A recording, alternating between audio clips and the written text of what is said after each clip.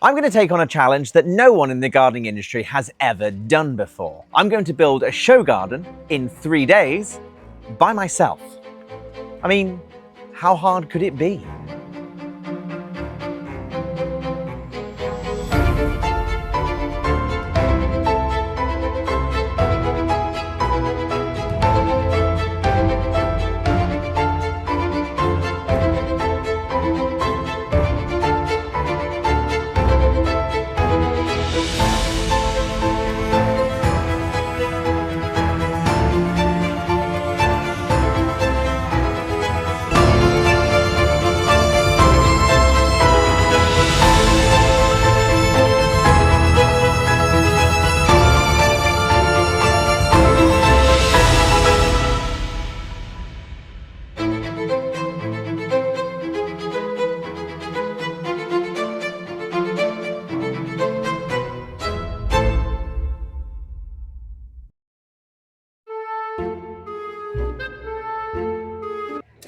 Okay.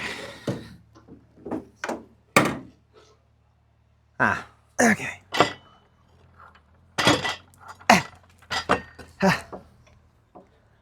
It's my office for the week. Got the laptop here with all the plan and all the measurements. Now I've just got to build a whole garden by myself. Now my plan of action is to put all the framing at the bottom around, so the fences, the beds and the decking frame, then I can get an idea of and a lay of the land. So that's my morning. I've got a really cool mix here of new timber, but also my father-in-law was getting rid of a pergola. He only had it about a year or so. So even though this is grey, it'll make a perfectly good decking frame. It's going to get covered by a deck, so you're never going to see it. And if you have a look over here, I've already started piecing the old pergola together. Why waste? Also, I don't know if you can see, but the guys behind me are building what can only be described as a film set. So I'll be intrigued to see what it looks like. I can only see the plywood bit at the moment. They've got like 5 guys working on it. Maybe I should have brought more people.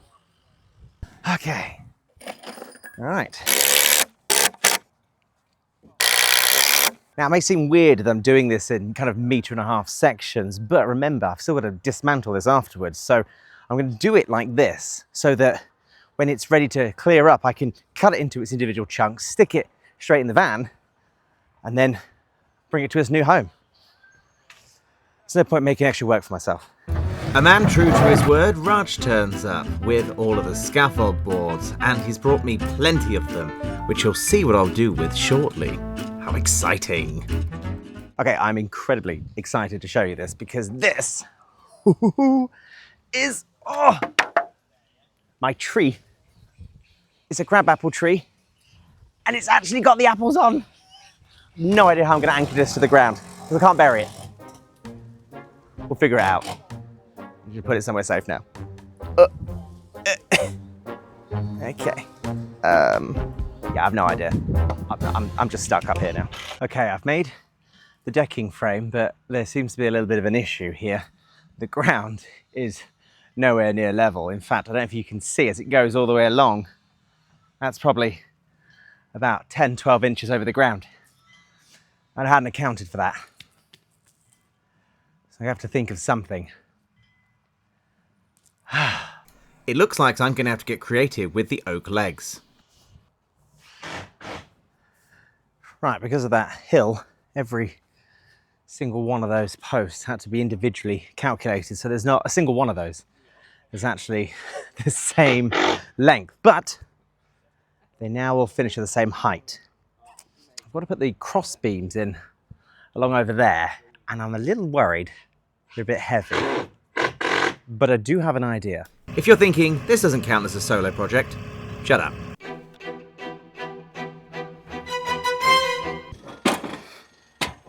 Bada, bada, bada.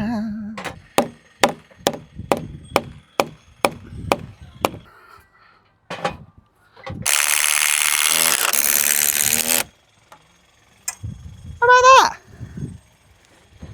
Do you know, I've owned an oak framing company for years now. but we only carve and cut them. I never get to see them actually built or spend time actually building them. How cool does this look? And now for the delicate art of cutting the oak to length. Just kidding. Why is it not working?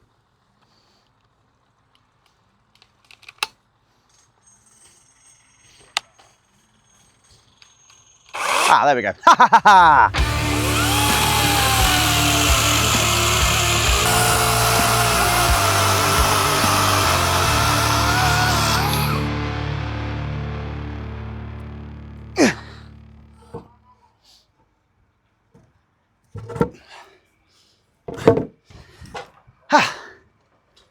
Like a glove. Wow, that's six. Come follow me. 6 of those.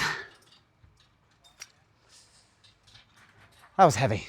Now, the next bit on my list is to get the decking sorted, and it's easier to do this before the roof because I'll have a bit more height so I can use the ladders.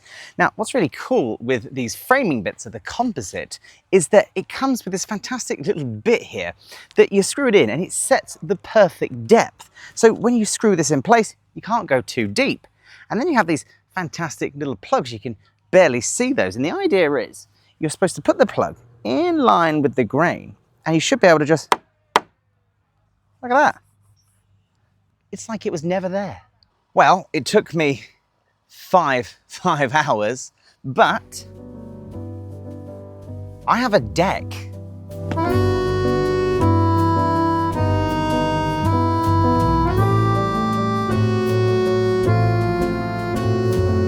Really nice, expensive looking composite deck. I actually think this is better than the previous one. Also, come have a look at this. This is my scaffold board walls. There'll be window here, other side will have one, window on the other side.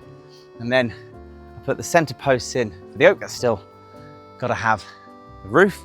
And then I've even found a home for, thank you, and I've even found a home for the wisteria umbrella.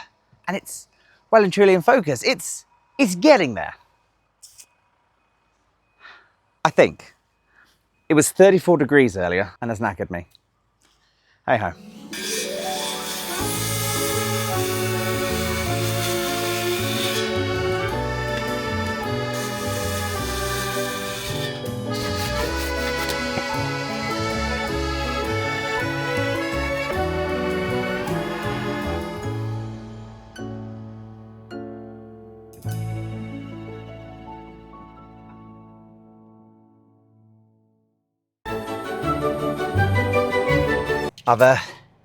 I've given myself 5 minutes because, well, it's day 3 and I bought myself breakfast, accidentally forgot to put it in a cup holder and poured my coffee all into the footwell. I then got confused by the one-way system to get in and may have shouted at a parking attendant. I'll apologise later for that. Day 3, but I have got something quite cool to show you. Have a look. Yes, I know. There are no occupants in the car. Right, have a look at this. I carved these this morning. That is the roof. I just got to get a teleporter to lift them up and bolt them in place. Bloody massive, isn't it? Normally we have obviously the workshop and I can carve everything on site, but we've been so busy, there's no chance we could carve this on site. So this has all been done here without massive machinery. It's all been done by hand and it has been a labour of love. I hope you guys like it when you see it. Now, normally I would be calm and collected about something quite dangerous and stupid, but 99% of the time it's me doing something dangerous and stupid. As you can see, this was making me uneasy. Oh God, if that slides. Very uneasy. Contractually, I'm supposed to tell you that health and safety was taken very seriously here, and that's all I have to say on the matter. No further questions. And it definitely wasn't windy and blowing a quarter of a ton round in a circle. Like it's nothing. Okay, the roof is now on. It's a little bit different from the design, purely because time was not really on my side whatsoever. So I've left it. I was going to put a centre ridge beam in, but I was so worried about doing a half shot when we were lifting it that I thought it was going to snap off. So I've left it. And it does now look a little bit like, you know when you got a child with a gappy tooth? Yeah. So we'll nickname her Gappy. Whilst Gappy settled into her new home, I decided to line all of the ground with some membrane. This would make it much easier to tidy up when I was done. Membrane sorted, it was time to test the weight limits of the sports truck.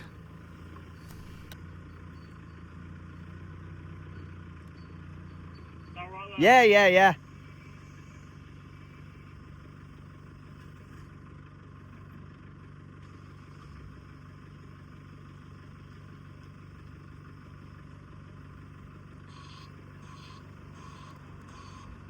You probably can't tell because it's got a stabilizer on it, but oh my god, the weight on this, everything is bouncy.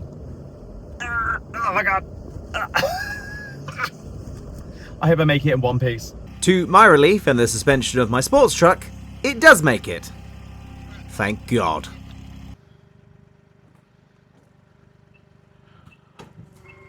Perfect. This is my favourite part of the job.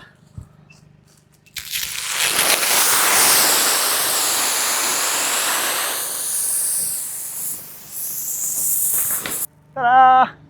Thank you! Gravel. Now, I wish I brought a rake.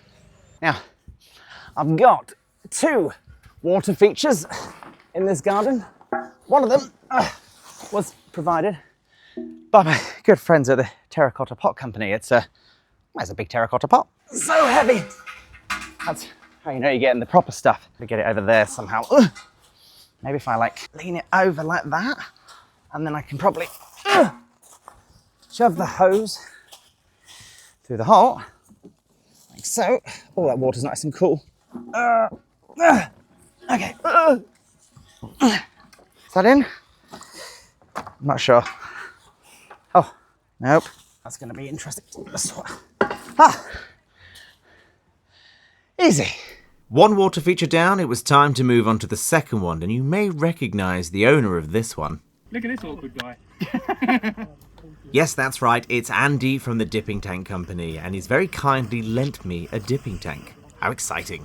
I'm just getting the scaffold boards cut for the back wall over here, which will be my scaffold backboard. And the cool thing is, this bit that you see, this barren bit, is where the gazebos and you won't see any of that. And because these guys have got a facade over here, you won't see any of that. It's kind of genius, really. The joys of being back to back. Anyway, let's get this cut. Now, this isn't really a complicated setup. What I've actually done, you can probably see, is a tile batten at the bottom there, tile batten at the top, and all I'm doing is just slotting the boards on there and screwing them in place from this side. So it looks like a solid wall, but actually it's not solid at all.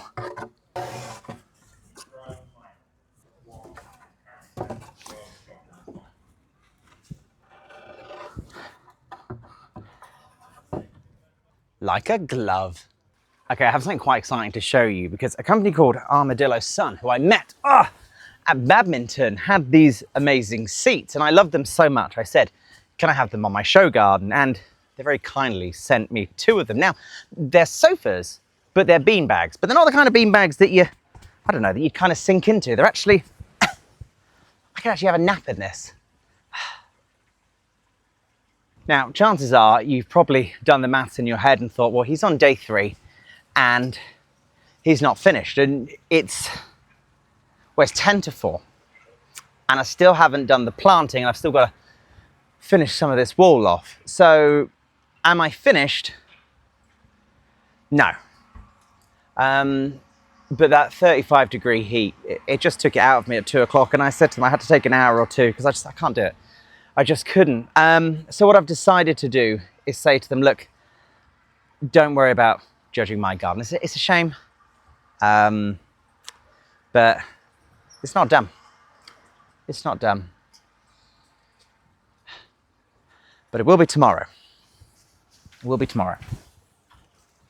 So, I need 2 more fence panels, a little bit of gravel board, and I'm gonna swing back to Cherry Lane just to grab a couple more dahlias, because baby in the trolley only got me 4 dahlias and I need a bit more. what no one tells you about doing this is just how exhausting it really is. But also, doing it on my own has been fun. It's going to be an exciting adventure. I cannot wait to see if I actually could pull this off in 3 days. But I really miss Beth. I miss my little boy. And every time I come home at the moment, he's asleep. So, yeah. It takes its toll on you. I mean, it's 37 degrees out there, so that's probably also not helping me. But I just really miss them.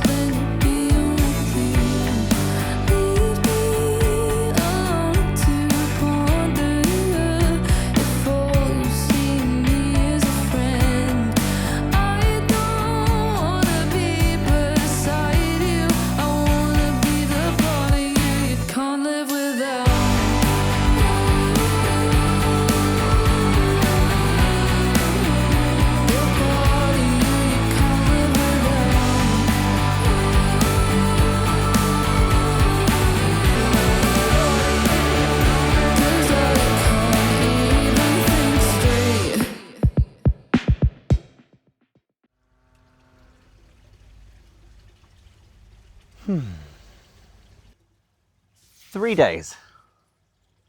That's what it took to make this whole garden, the unofficially named half-finished garden. And do you know what's really surprised me from it is how much people actually really loved it. This wasn't necessarily a show garden. It wasn't up for an award. It was just an example of what could actually be done in 3 days. And it got to inspire people to do something in their own garden. Sure, the fencing is a little bit wonky, the planting isn't perfect, but sometimes I think that's pretty much what every garden is at home. You can have it perfectly curated, but I think sometimes people just want to see something real, something they could achieve at home. And I think we achieved that in this garden. I really do.